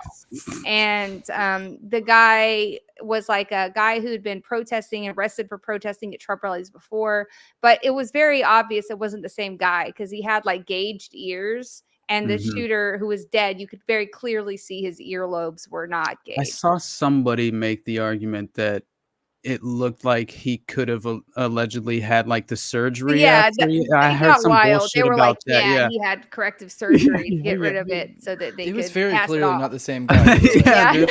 I know. 100%. Yeah, no, Yeah. clearly. Like, I mean, they both kind of had that like dysgenic look where you're like, they just kind of look Yeah. like shit, but like they were very clearly had different facial structures and were Yeah. different people. Oh, yeah, So it's no like, doubt. this isn't an older version of it. Like, I'm sure, yeah, okay, the one with the ear holes could probably in a Hollywood movie play the older version of him or something like they do in Right. movies. But Yeah. in reality, you're like, is this the same person? No. Like, it's very clearly a different person. This Do you isn't see just they an had like aged up. geometry on his face Yeah. to try yeah. to show you how it's like this 100%, in dude. total 4chan autism Yeah. style. Yep. But yeah, I do want to talk about whether Trump could be the Antichrist, because it's funny. This has been a thing we've talked, like me and some of my Skizzles buddies just for fun have talked about before. Of like this could be a thing because I mean, it's very clear he's very pro-Israel, and he's which that is a huge part. You know, no matter how you feel about the stuff going on in Israel, Gaza.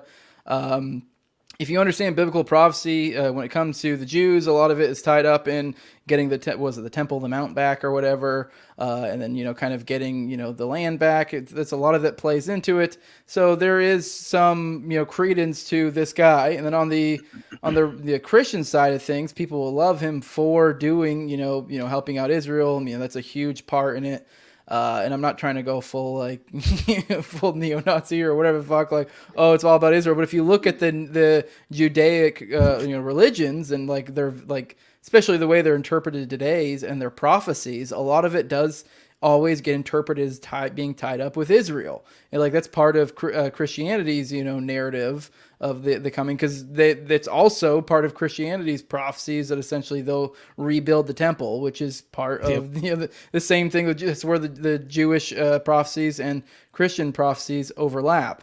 And so, if you have a guy who's, had the most coolest superhero moment ever for a political figure, and he's coming in at a time where they're having really bad PR, and this is the guy would be the perfect vessel to turn that around, and kind of have a Hollywood story behind him in the making, and it just would be kind of perfect for all these people out there.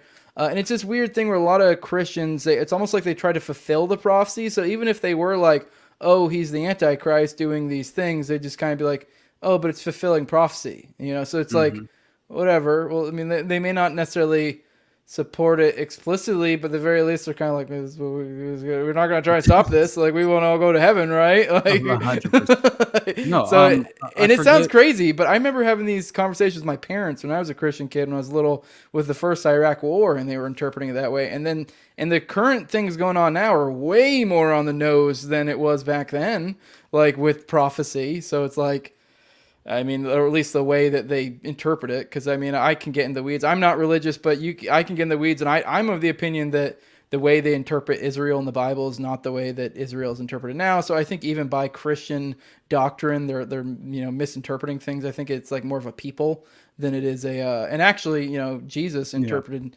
Israel as his people. So it's not even necessarily like Jews. He's actually, theoretically, Christians are the real Jews. You know what I mean? So, at least by their beliefs. So didn't Mike Pompeo even come out and literally claim that he was a part of the 4 horsemen of the apocalypse in the scripture, and that his goal was to usher in the end times Pompeo? revelation? Dude, I'm sure that wasn't like General Flynn or something. That does not sound like Pompeo. No, I'm dead Pompeo's serious, the spook, dude. You sure? dude, I know. I'm 100% sure. Right. Yeah, He does not seem like the conservative Christian I'm evoking telling you, prophecy kind of guy. He 100% referenced as being a member, as far as seeing himself as one of the 4 horsemen of the apocalypse, and his role was to usher in the biblical end time. I swear, man. That's and wild. it's strange as hell. I mean, certainly go look it up, but yeah, I just remember, and this was years ago that this happened, because it was during Trump's administration that it occurred. But 100%, like, it just goes to show, like, if he honestly believes that, I mean, then the absurdity as far as the mentality and perspective behind some of these guys, some of these neocon swamp monsters that he allegedly was going to drain, but again, we all saw he's the number one cuck for Israel. right? Like that's a fact, right? And there's so much involved with the notion of reestablishing the Temple Mount and all this shit that's going on with Gaza and the Palestinians, and so much of that has been basically misrepresented as this biblical prophecy that's playing out in modern times. And at least this is my opinion. I think that it's basically been generated and manufactured by the state, and they've leaned into it to create this false narrative that clearly a vast majority of individuals, especially in this nation, are going to, just consume very happily. You know what I mean? It's not going to take much for them to fall into that trap. And so once again, it's ordained by God. It's in order, to like commit a basically a genocide, right? And that's the slippery slope that we find ourselves in. But so yeah, I could 100%. And he's basically being worshipped as it is, right? And again, seeing the public reaction to this, they're deifying him. He is a god. I mean, like at this point, he is the right-wing MAGA god. I mean, it's legitimately been the reaction to this. I'm not gonna lie, it's hard not to get swept under it. It's pretty fucking cool. No, I get it. Like it's pretty fucking cool. Like you see him walking the RNC, I felt like a WWE walk-in. Yeah, like that's also gay to me, though, dude. Like it's so gay to me. Like honestly, but it's just anytime you so quickly become the cult member worshiping the state, and because you get to choose which brand, which version that represents the state that you prefer. And again, most people just like he owns the libtards. That's basically the main thing that attracted him. Real quick, guys, we have a guest who's been waiting in the back for a while. This is one of the people who pays us, so he gets to be a face on the screen. So if you guys want to stop being pores and you want to show up on the screen, I know we haven't got a lot of chats today, but this is the nature of it. When we get a lot of calls, a lot of people coming in, you guys don't matter because you're the pores. So give us money and you can come on screen. So just kidding. I love you all. Welcome back, buddy? Client number 9. You're a repeat offender. What's up, my man? How's it going? Something I'm curious about. Awesome discussion, by the way. And you've covered pretty much everything I was hounding Austin with today.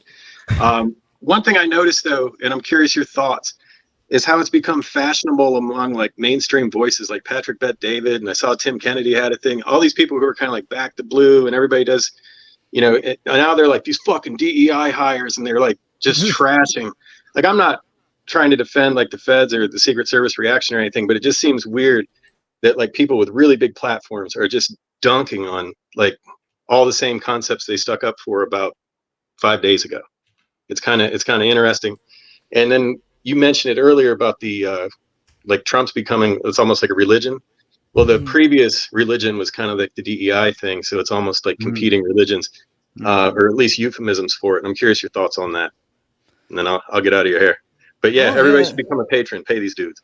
And that plays in interestingly narratively if you're going with everyone's blaming the woke DEI, like, oh, look how incompetent all these people are. I did want to bring up before, like, it's sounding that we don't have a resignation from the head of the Secret Service or anybody in that organization. And I think how this is going to play out, we've already seen it. There was an official statement from, I believe, the Secret Service saying, oh, we want to make sure we value our police partners and we're not in no way blaming them for anything, because they've been kind of saying stuff, sort of blaming them, not really. Yeah, essentially blaming the local cops. So this is what will happen is they'll kind of like accuse each other but not accuse each other, and when this is all said and done, no one will really end up taking any responsibility because they'll diffuse the responsibility to such a degree that no one knows who to blame, and we just move on and go, oh, just hope this doesn't ever happen again. The video of them not being able to get over their own fence was pretty bad, and the fact that he shot from the roof of the building that a lot of them were in was also pretty bad. But yeah. It just interested me though, especially Patrick Bet-David, because he's a little bit more mainstream and just going hard on all things diversity. I was like, interesting. Yeah, they're always playing that angle, man. Yeah. Like the other day I saw they had like can he hear me? Can you hear me? Yeah, he can. Yeah, he can hear you. He's on StreamYard. So I had this thing, they had this the laptop fire on a airplane, like a passenger's laptop caught on fire. There was smoke. They were trying to evacuate it, and everybody was like, see what DEI is doing? And I was like, are you like they're not even, it's almost like they parrot these narratives without even like thinking about it. It's like a bot that has these keywords and just erroneously starts spurging out. Yeah.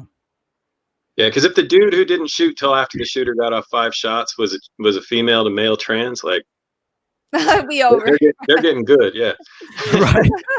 100%, dude. No, So- I find that I think that honestly that falls right into my point from earlier about how I do really think that this is like it honestly, it's just in the vein of the culture war. It's just another like I do believe that just as serious and just as much of a problem as Trump derangement syndrome is, I think it's almost as equally a problem, Trump savior complex or the Trump savior syndrome, because you're just putting your faith back into the state, back into the system that I agree with you. has only facilitated more and more. At least I don't know what the statistics are on human trafficking at this moment, but it's staggering. Like 60,000 or something kids that are. It's absurd, man. Yeah. And what so, I was gonna, that with yeah, the go cult ahead. thing though, look at the left and like I saw this video where Joy Reid was like, even if Biden is hooked up to tubes in a coma, I'm gonna vote for him. And I'm just like imagining this like dead man hooked up to tubes with a shrine around him and people praying to him to save the country. And I'm like, holy shit, this is the left's cult. Like, at least we have like one that's kind of got badass memes and like survived the bullet. And they've got an old man dying in a hospital room hooked up to tubes, like in a shrine. Yeah, it wasn't even that. She was like, I'll vote for him over Hitler. And then those same people now all of a sudden wanted, so funny. Yeah, and then she was kind of like snaps up about it, like, oh yeah, I'll vote for him in a coma over Hitler. And now all of a sudden they want to disavow that they ever said that. Like that couldn't motivate somebody to want to, like if you were, I don't know if you remember. Hitler? That's crazy. Exactly. Like when you hear all the stuff, like kids in middle school and stuff, like, oh, if I was alive back then, I'd have shot him. Like, yeah. The idea that you could motivate somebody with that's pretty not far fetched. But I'll get out of your hair. Thank you so much, and great show. Appreciate you coming on, bud. If I was on that plane, they wouldn't have hit the towers. Yeah, right? Exactly. Exactly, dude. All right, we'll see you, bud. Or whatever. Later on. Yeah. Have you seen when Roger Stone went on? I actually went right before I went on Jackman Radio with the guys. I watched the Roger Stone episode they did, and I heard him pitch this theory, right? And I know Roger Stone, political hack job. Clearly, he's like, kind of a swamp creature himself, and was very deeply involved with like, at least he was in the know in regard to the child trafficking, sexual blackmail operations that especially were going on with Roy Cohn and things of that nature with Trump's mentor, who was essentially running little boys, by the way, for political blackmail, purposes of political blackmail. And he was also running QAnon and Pizzagate behind the scenes too, playing both this. sides. I hear this. I know it's pretty amazing, honestly, when you look into Roy Cohn, and also that the Process Church, according to David Berkowitz, the Process Church of the Final Judgment was supplying young children to Roy Cohn and his parties he would have at his Massachusetts residence with these political elites and all of this. And so it's just, again, like, what are we doing here? But my point being, I thought it was insane that he pitched this theory that basically this was before the debacle of the debate and everything that happened, where the narrative started to become, who are we going to replace Biden with, on the left, and so I heard him pitch this idea of the fact that basically Biden will be forced to step down, or he could die, obviously, and then he will be forced to basically, the DNC will have him forfeit his delegates. And that this was the strategy that they could actually utilize in order to replace Biden with, let's say, a Kamala, who, in my opinion, they don't really concern themselves with her political capital, because I don't really think anybody is under the impression that she has a chance to win an election. So it would be easier. They could just leave Biden in to take the fall, but at the same time, this is only a consideration and something that caught my ear as soon as I heard, especially Roger Stone mention it as his prediction. So anyway, very interesting. I just wanted to know like what you think about that. Like what is I'm curious just to hear your opinion on the narrative surrounding potentially replacing Biden in general, because I just think it's certainly possible. It could be some sort of October surprise situation. Who knows? I'm not sure, but I feel like there's no point in even fighting this wave. Like that's my take. Like why Not at try this to even point. get a like you're better off to like either throw Kamala in there and let her go to the wolves, or keep Biden in and just kind of start trying to get your hooks in and hook them up to trying wire, to hook them up to some tubes and start trying to manipulate Trump, just for the inevitable, because he's going to almost certainly get reelected. Like I just don't know how. Although like who knows? Maybe they'll have the balls. I mean, they tried to kill him, whoever they is, but maybe they'll have the balls to pull some election shenanigans. But I cannot imagine, especially if Biden stays the candidate, if they go through all this, they run Biden as a feeble old man as he is, and then we have this essentially what's a fucking war hero to everyone now. Right. Fucking like if they take that, it's not gonna be believable, and people that would be one of the biggest dominoes to drop at that point. I don't think that the left can out. I don't think the left can out influence up the right. Oh no. The pendulum will naturally swing anyway. Yeah. Well, I'm saying like they should do what they did last time he was in and just go ahead start to get prepared to do that. Essentially, get ready to manipulate him to do their will in whatever way that is. I mean, they kind of finessed him his last term. The powers that be basically got everything they want, just maybe a little bit slower than they normally would. They may have had to really coax him a little bit more, as opposed to Biden just going, okay, yep. You're right. But they fucking with he initially came in saying he was going to be want to start being diplomatic with Russia, and then you're a Russian agent, and then he's like, well, I'll show you how fucking hard I am on Russia. And you're like, Jesus Christ, dude, like you're literally doing could you be any more retarded? Right. I'm gonna really show you how not for Russia I am. Right. That's another thing though that I did find very interesting, was the idea that if it were the CIA, because people were making that claim that the CIA tried to kill Trump, right? If it were the CIA, I know that the feds are unimpressive. I know they've been very sloppy in the past.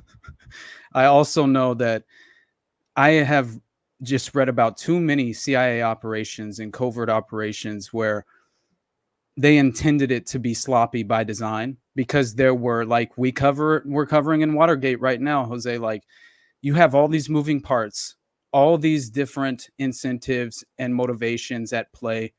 You had, and to me, I just find it kind of ridiculous that if the CIA wanted to kill Trump,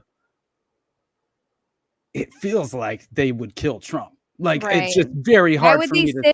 Little scrawny kid who couldn't hit shit got kicked out of his rifle club for not being able to hit. Mm-hmm. So that part's ridiculous to me. Right now, where you go as far as how you kind of interpret what that means, is up to you. Because I think there's a couple directions you could take that, but it's just at the very least, I don't know. The same. I know it's not the same, and I know it's not the Op 40 guys from JFK, but it's still come on, you can do better than that. And not that I'm wishing that somebody, you know what I mean? But it's just still, it's what a sloppy op, right? Yeah. Unless your goal, like I said, and I mentioned earlier, a potential plausible narrative where they could have maybe a secondary tactical team set up nearby. I don't know. You never know. Just saying. Yeah. And the kid was potentially a patsy, right? Yeah. Well, then my only point being, right? What if they strategically, right? They wanted to miss, and it wasn't legitimately as far as look, and I know that logistics wise, my only point being, what if the kid fired blanks and there was a tactical team of shooters, or a shooter just individually, nearby who was actually firing the shots, right? That to then take out, let's say, collateral damage scenario, take out a Trump supporter, sacrifice a Trump supporter, so the op seems real. I'm just saying, like, to I act don't want as to go if watch the movie Shooter again now. You guys are. I know it I sounds. mean, they brought up the ridiculous. hose earlier, but Yeah. if you were trying to They look say at that it was as in the like staging crossfire. it, that would be a good way to show, oh, there's clearly damage. Right, So right. that way it's visual. Oh, they hit the Exactly. hydraulic hose, boom. So now but there yeah, are I bullets. get It we're sets the narrative schizoing here. that there are bullets. Couldn't be blanks, right? No, I know. I know what it seems But like. I mean, like, you're right. Like, I mean, that movie was great. Like, if you haven't seen the movie Shooter, like, it's one of the best movies ever. I haven't actually. I have to Really? watch Go watch it right now. It's Oh, fun. the With Mark Wahlberg one, right? Yeah, Mark I Wahlberg. started Yeah. it. I never got into it. Yeah. Anyways, turned it. that I was is doing something else. actually how they would pull that shit off and succeed. Right. Because it's actually just so high tech that. But yeah, what they did there was like they made it look like it was a presidential assassination attempt, and another guy got shot, but it was like the ambassador for another country, and they said, oh, he's aiming for the president but missed, but actually it was a hit on the ambassador, and they had like just staged it to look like a presidential assassination to like take the heat off of them or whatever. It was That's good. why everyone's joking. Yeah. What is this, fire chief? What's up with this guy? Yeah, I know, right? I've seen that. Yeah, I know. People were schizoing hard. They were like, well, he works at a 100%. factory. The factory is out of China and all of these things. And like, what's up with this company? Let's dig it. I'm like, you are. If you follow the money, it goes back to the way too out Rothschilds. there. Right. Yeah. Yeah. I mean, I did although somebody off a cliff who was going down that path. I was like, you know, back up, come back. Yeah, I just struggle to believe that in this day and time they'd be able to pull off something so slick and not get caught. So I think this is something that they probably. I think that I don't know if this was legit. Like, I mean, the way I see it is maybe there could be this thing where like they plan for failing as well. Like if it fails, then this. But if we pull it off, cool. Because it is, as I was alluding to, Trump is ripe for playing these cards. So this could be like hey, we prefer whoever the left guy is going to be, and so we'd like to take him out, but here's our do or die moment, and if we fuck up, we already have plans in place for how we'll manipulate him to get what we want later, and whatever, now we move on type deal. I don't fucking know. That would make sense to me, as opposed to actually trying to fake it. That would be way too much going on. I mean, you're dealing with, if you're assuming that this guy actually did shoot, now maybe blanks, maybe something, but if you're assuming this guy did shoot, people are trying to be like, oh, he missed on purpose. It's like, I mean, 150 yards isn't that far, but now you're already you got a solid grouping, right? No, so it's like you're working with such a margin of error that you're like, I agree with you. Like, I agree with you. I honestly, like, even if you're John Horiyuchi, fucking often fucking or Lon or John, what was it? Lon, whatever. Lon. Oh, Lon, whatever. Yeah. But even if you're him, you're probably not gonna be able to pull that hit a ear at fucking perfectly. That 9 times out of 10. My only consideration.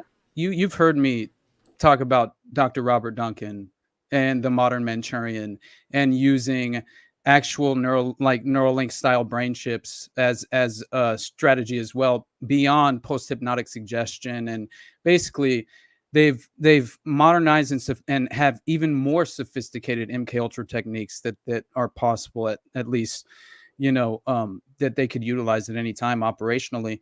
And then the idea that, they had these modern Manchurians. Basically, anyway, my whole point is that it's at the very least, like, I consider these things because when you read about James Holmes, when you read about, like I continue to say, Stephen Paddock, and every single time there's some strange MK Ultra connection to the intelligence apparatus, and I'm just saying, I would remain skeptical, of course, but just remain open-minded to more information coming out. That's all I'm saying, because who knows what could happen. Do you remember the El Paso shooter? Yeah. The Walmart shooter? Yeah, I remember. Well, I started looking into his dad, and his dad actually worked for a mental hospital that was linked to, you seem like you're pretty well versed in Manchurian stuff, right? But have you heard of Colin Ross? He wrote a book called The CIA Doctors.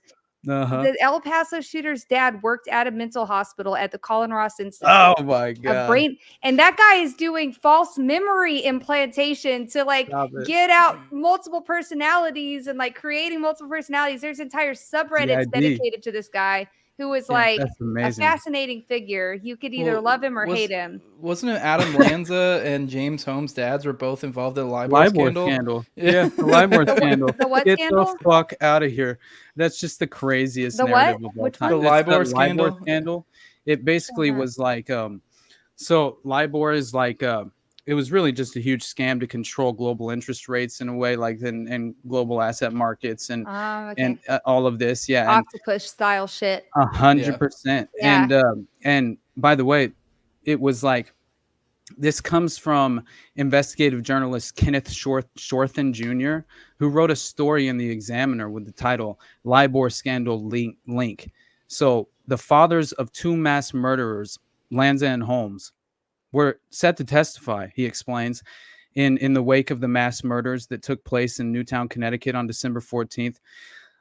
Information on the shooter and his family is slowly being discovered by law enforcement and other sources. One interesting connection to the tragedy that took place at the Sandy Hook school is that the father of Adam Lanza has a connection to the theater shootings that took place in Aurora less than 5 months earlier by James Egan Holmes.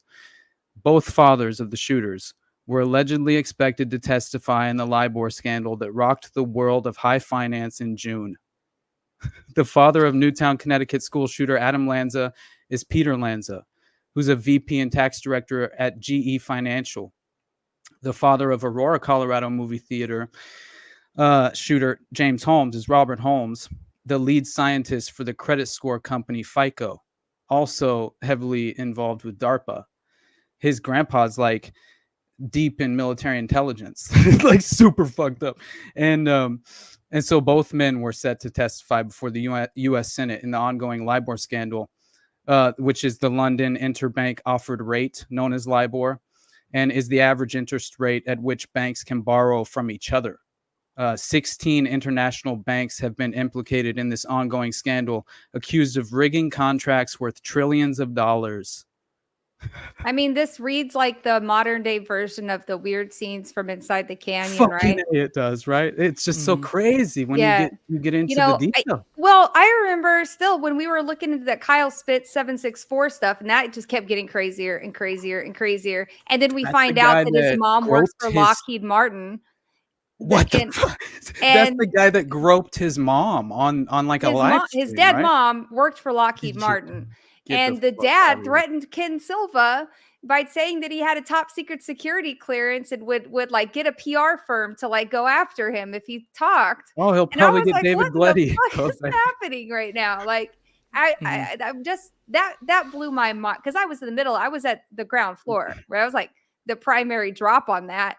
And so personally, just to witness that happening, for days I was just like in a stupor. Like, what is going on? Yeah, I bet. I just can't get over it. It's too much, like you should look into the I don't think anybody's ever publicly talked I think that there was like one post some fringe website about Crucius's dad. But yeah, he worked for this mental institution in Dallas that got shut down for abusing patients. It recently got shut down. His dad worked there at the False Memory Institute with Colin Ross. No, that's too much. How do you rectify that? That's too much for me. Yeah, I can't handle that one. You can't handle it. At least he wasn't in the peak soldier performance program like James Holmes, Jesus Jesus, man. He goes too deep. Well, all right, guys, we've gone for an hour 45. I do want to remind you guys that I know we talked about Lanza, but just Sandy Hook was all on the up and up. Whatever the official narrative was, that's what it is. Although for no reason at all, just to parrot the official narrative, I'll be having my buddy Tim Tuttle on the show on Thursday. Yeah. This will be behind the paywall till next week, and we'll be talking about it. And maybe it might have something to do with PatCon. He might be making connections there, obviously still the official narrative. Just maybe a little bit more to it. I'm just saying. But whenever that does come out. Yeah, he's asking questions. Whenever that comes out, that will be on Rumble only, and and on the audio, but not on YouTube because I'm not retarded. But BX, you want to let people know where they can find you at, and we'll go ahead and get out of here. Yeah. Well, so most of my research and stuff is on X at BX_on_X. And there's a link in the bio, where you can find my Substack. I know. Sorry to let you down. But it's actually pretty great. There's Substack. I've been trying to publish a lot of stuff there. So BX_on_X. Click the link in the bio. You can get all my stuff there. Hell yeah. Austin? Yeah. BX, thanks for coming on and talking to us. Honestly, like I'm Anytime. a huge fan since I discovered you through Jose, and I just think what you're doing is beautiful, and just as far as trying to protect the most vulnerable among us, and I just want to say thank you for that, honestly, because you are doing you're doing God's work, as they say. So it was awesome to have a conversation with you. I hope that I didn't get too schizo. I was trying to to remain measured. A very high tolerance of schizo. It's all right. Hell yeah. You're scaring off the hose, Austin. Hey, I'm doing my best. At least, did you see that hilarious video of the shooter saying he had a 10-inch dick? Yeah. That was my any favorite. kid in my high school class, but yeah. 100%. Yeah. Well, he's at Stanford. That was one thing I thought was weird that no one picked up on. Because Stanford. That is interesting. Is that an Ivy League school? Stanford? Yeah. He said he was at Stanford, and he was also in the BlackRock commercial, which we didn't really talk about. Yeah, I remember. But apparently he was going to school at Stanford, which I find that to be, I don't know. I mean, I guess it doesn't necessarily mean anything, but it's like, if you said Stanford and we have glowy stuff going on, I'm like, it's one of the MK Ultra schools, so. Yeah, so I'm like, what the fuck is going on here? But all right, anyways, go on, Austin. So that's basically it. And you can find all of my work. You can support me on Buzzsprout at the Underclass Podcast. You can support me on Patreon at the Underclass Podcast. And just check it out. I should have my YouTube up within a couple days. It should be up by tomorrow, hopefully. So, but yeah, it'll be up soon. And other than that, follow me on Instagram at the Underclass Podcast, on Twitter at Underclass Pod. Hell yeah. Keep in mind, he said he's making the YouTube right now where it's been going out, and I'm letting you guys know this for a reason. This right now, as it currently stands, this show streams to my YouTube, my Rumble, and then the Tower Gang YouTube as well, just because why not? But might as well leech off that audience since I'm in there anyways. But for you Tower Gang people, if you're still watching this on the Tower Gang channel, you need to come over to my channel, my Rumble channel, or Austin's as soon as he makes it, because it sounds like next week we'll probably be streaming to my YouTube, my Rumble, and his YouTube. So we can start building up his YouTube. Hopefully maybe we can get his ass monetized, since I got demonetized a long time ago. That way we can start taking super chats from you guys. But yeah, if you guys do want to support me, the patreon.com is NoeJose2020. The lowest level is $2. That's how you get that early stuff. The highest level is my sponsors. I read them off every episode. Of my co-hosts on Tower Gang, at Tower Gang Toad, of at Abrogate D's, at ZOVERACK, at _Infinite Zeal, and Jacob Daniel of the Biblical Anarchy podcast, at Biblical Anarchy. Then my homie Tim Tuttle, at Jolin Klebold. He's the one I'm about to have on Thursday, so we can skizzo out on Schmandy Schmook. So, because I'm sure I probably, I already said the word this episode. I already flagged it. I try to always say it otherwise, because I just feel like that probably insta flags it just for something, and then they start digging more. And then also my buddy Will Bell with his delicious rabbit eye wine, blueberry wine. You can get that online. It's good stuff. But yeah, follow me on Twitter at Tower Gang Jose. Thanks for coming, BX. It was a fun episode. We'll see you guys next week, same time, 9:30 on a Tuesday. And yeah, we're out of here. Bye-bye. Bye.